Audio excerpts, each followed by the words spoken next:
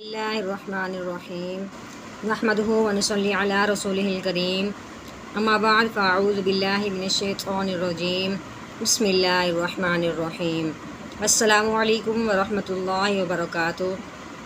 امید کرتی ہوں کہ آپ سب خیریت سے ہوں گے، جہاں ہوں گے انشاءاللہ ایمان اور صحت کی نعمت سے مالا مال ہوں گے۔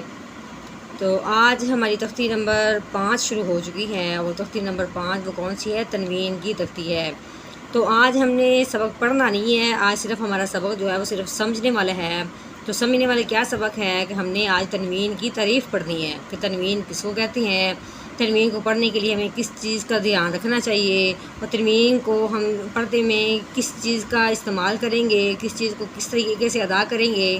تو چلے ہم شروع کرتے ہیں۔ پہلے تو ہم یہاں سے دیکھ لیتے ہیں کہ تنوین کہتے کس کو ہیں۔ یہ آپ کو 2 زبر نظر آ رہے ہوں گے، ٹھیک ہے؟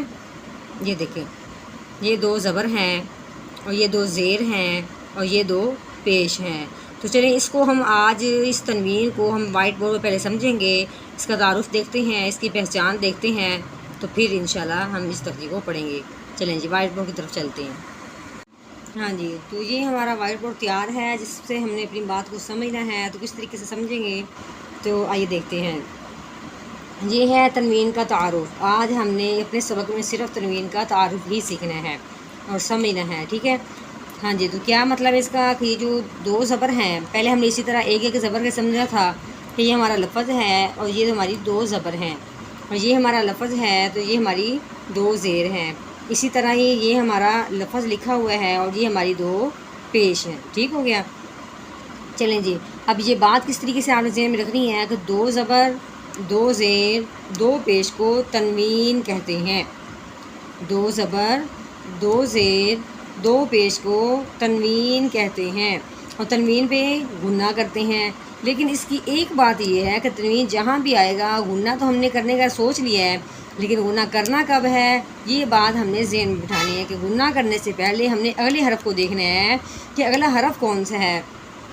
جیسے کہ ہم دیکھتے ہیں کہ یہ ہم نے ابھی تنوین والی جو تختی شروع کی ہے، اس میں یہ دیکھیں کہ یہ تنوین والی یہ 2 تختی ہے، یہ تختی ہے نا، اس میں میم کے اوپر 2 زبر لگی ہوئی ہیں، ٹھیک ہے؟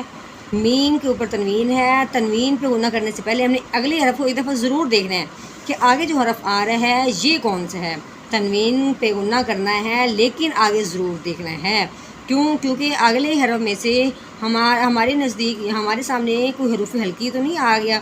اگر حروف ہلکی میں سے کوئی حرف آ جاتا ہے تو پھر تنوین پہ غنہ بالکل بھی نہیں ہوتا، نہ اظہار کا ہوتا ہے نہ اخفاء کا ہوتا ہے، ٹھیک ہے؟ اور اخفاء اظہار کی تعریف بھی ہم بعد میں سمجھتے ہیں۔ تو کیا کرنا ہے ہم نے کہ میم کے اوپر کیا لگی ہوئی ہے؟ تنوین۔ تنوین کا تعارف یہ ہے کہ 2 زبر 2 زیر 2 پیش کو تنوین ہی کہتے ہیں۔ تو کیا بات ہے کہ تنوین پہ غنہ کرنے سے پہلے ہم نے اگلے حرف کو دیکھنا ہے۔ آگے اگر حروف ہلکی میں سے کوئی حرف آ جائے تو تنوین پہ ہم نے غنہ بالکل نہیں کرنا۔ تو حروف ہلکی کس کو کہتے ہیں؟ تو یہ ہم دیکھتے ہیں کہ حروف ہلکی کون کون سے ہیں۔ ہاں جی، یہ دیکھیں، یہ ہمارے حروف ہلکی جو ہم نے پیچھے پڑھی ہے نا حرکات کی تعریف، اس میں جو فرسٹ والی ہے نا، یعنی حمزہ، ہا، عین، حا، غین، خو، یہ کتنے حروف بنے؟ 1 2 3 4 5 6 حروف ہلکی ہیں۔ حروف ہلکی کتنے ہیں؟ 6، اور حمزہ سے لے کے خو تک جو ہے یہ حروف ہلکی ہیں۔ حروف ہلکی یہ ہیں، اور اس کے ساتھ یہ بھی ہم نے خیال رکھنا کہ حروف یرملون میں سے یرملون کون سے ہیں؟ یا، را، میم، لام، واو، نون۔ جیسے یہ لفظ لکھا ہوا ہے نا یرملون، یہ دیکھیں ہم دیکھ لیتے ہیں، آگے بھی دیکھتے ہیں۔ یہ دیکھیں، یہ ہے یرملون، حروف یرملون۔ جو لفظ لکھا ہوا ہے نا یرملون، اسی میں حرف ہے یا، را، میم، لام، واو، نون، یہ بن گئے یرملون۔ اور یہ اس کو یہ علیحدہ علیحدہ لکھا تو یہاں پہ ہم نے اس کو کیا کر دیا، ایک جگہ پہ جمع کر دیا تاکہ بولنے میں آسانی ہو جائے، یرملون، ٹھیک ہے؟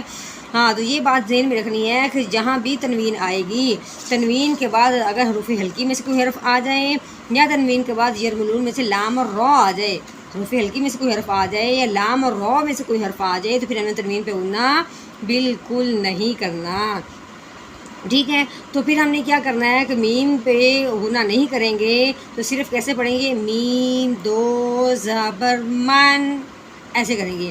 ہاں اگر میم آگے ہم اس کو پڑھنے سے پہلے ہم نے پہلے آگے دیکھا ہے، ٹھیک ہے، میم کو ہمیں نظر آئی کہ یہاں تو تنوین لگی ہوئی ہے، آگے دیکھا تو آگے کیا ہے، میم آگے حرف کون سا ہے، میم ہے، تو ہمیں پتہ چلا کہ جو ہم نے حروف ہلکی یاد کیے ہیں تو وہ میم ان حروف ہلکی میں سے نہیں ہے، تو یہاں ہم کیا کریں گے، غنہ کریں گے، لیکن کون سا کریں گے، اخفا کا۔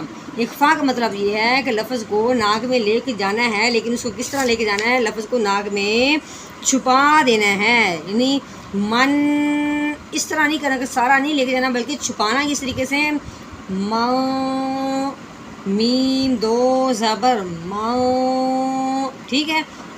اور ہم نے یعنی اس کو کیا کرنا ہے، یعنی اظہار کس طرح کرنا ہے، اگر تو ہم نے یہاں پہ یعنی حروف ہلکی میں سے کوئی حرف نہیں ہے تو یہاں پہ ہم نے کیا کرنا ہے، اخفا کا غنہ کس طریقے سے کرنا ہے، میم دو زبر ما، تو میم کو اگر شاد آ جائے یا میم تو پھر اس وقت یعنی اظہار کا غنہ کرتے ہیں، لیکن فی الحال ہماری یہ بات نہیں ہے، اس بات پہ ہم اگلی ویڈیو میں بات کریں گے۔ تو یہاں جو ہمارا مقصد ہے وہ یہ بتانا ہے کہ دو زبر دو زیر دو پیش کو کیا کہتے ہیں، تنوین کہتے ہیں، تنوین پہ غنہ کرتے ہیں، لیکن غنہ کرنے سے پہلے اگلے حرف کو دیکھتے ہیں، آگے ہمارا حرف حروف ہلکی میں سے یا لام اور را میں سے نہیں ہے تو پھر ہم اس پہ کیا کریں گے، غنہ کریں گے، ٹھیک ہے۔ تو غنہ کون سا ہم نے کرنا ہے، اخفا کا، اظہار کا نہیں کرنا۔ پھر میں نے آپ کو بتایا کہ اخفا کا مطلب ہے ما اور اظہار کا مطلب ہے من، اس طرح کر کے، ٹھیک ہو گیا۔ تو یہ ہم جب ترتیب پڑھیں گے، پڑھتے جائیں گے، تو جہاں بھی ہمیں مطلب پتہ چلے گا کہ تنوین کے بعد حروف ہلکی میں سے کوئی حرف آیا ہے یا لام اور را میں سے آیا ہے تو وہاں پہ ہم غنہ کرنا چھوڑ دیں گے، ٹھیک ہے۔ تو یہ دیکھیں یہ تنوین ہے، تنوین کے بعد یہاں پہ آ گیا را، ہم نے کیا کہا کہ حروف ہلکی میں سے کوئی حرف آئے یا لام اور را میں سے آئے تو پچھلے حرف پہ تنوین پہ غنہ نہیں کریں گے۔ تو یہاں ہم نے کیا کرنا ہے کہ را تنوین ہے، را کے اوپر اس کو نہیں دینا، یہ تنوین ہے آگے را ہے تو اس لیے ہم یہاں پہ غنہ نہیں کریں گے۔ تو چلیں جی آج کی ہم بات کو اتنا ہی مکمل کرتے ہیں، کیونکہ آج ہم نے صرف تنوین کا تعارف کرنا تھا اور تنوین کے تعارف کے ساتھ حروف ہلکی کا بھی بتانا تھا۔ حروف ہلکی آپ نے پھر دوبارہ ذہن میں رکھنی ہے، حروف ہلکی 6 ہیں، کون کون سے، حمزہ، ہا، ہلکی کا مطلب کیا ہے کہ وہ حروف جو حلق میں سے نکلنے والے ہوں، ٹھیک ہے۔ تو حلق میں سے کون سے نکلتا ہے، حمزہ، آپ خود پڑھیں گے محسوس کریں گے تو آپ کو انشاءاللہ خود بھی سمجھ آئے گی، حمزہ، ہا، عین،